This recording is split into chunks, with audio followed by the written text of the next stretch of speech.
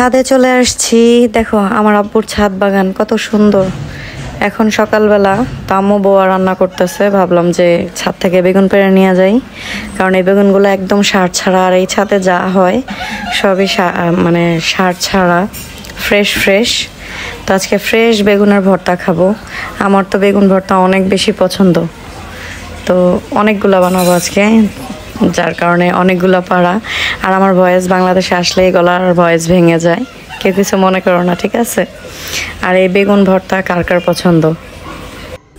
এখন বানাচ্ছে কালো জিরার ভর্তা, কারণ বউয়ার সাথে অনেক রকমের ভর্তা থাকলে কিন্তু বেশি মজা লাগে। তো কালো জিরাটাও একদম ফ্রেশ ছিল, খুব সুন্দর ফ্লেভার বের হচ্ছিল। তারপর হবে শুটকির ভর্তা। আর শুটকির ভর্তা মানে কিন্তু বেশি বেশি পেঁয়াজ ধনেপাতা দেওয়া, আমার কাছে তো অনেক বেশি ভালো লাগে। আর এখন বানানো হচ্ছে পেঁয়াজ ভর্তা। পেঁয়াজ ভর্তার সাথে হবে বেগুন ভর্তা, আর বেগুন ভর্তার পরে হবে আলুর ভর্তা। তো আসলে অনেক রকমের ভর্তা হলে বেশি ভালো লাগে। আর সবাই যখন বসে একসাথে বউয়ার ভর্তা খাই, ওইটার টেস্টই কিন্তু অন্যরকম হয়। এই যে আমি আমার প্লেট সাজিয়ে নিলাম, তো দেখে কার কার লোভ লাগছে যে একটু খাই।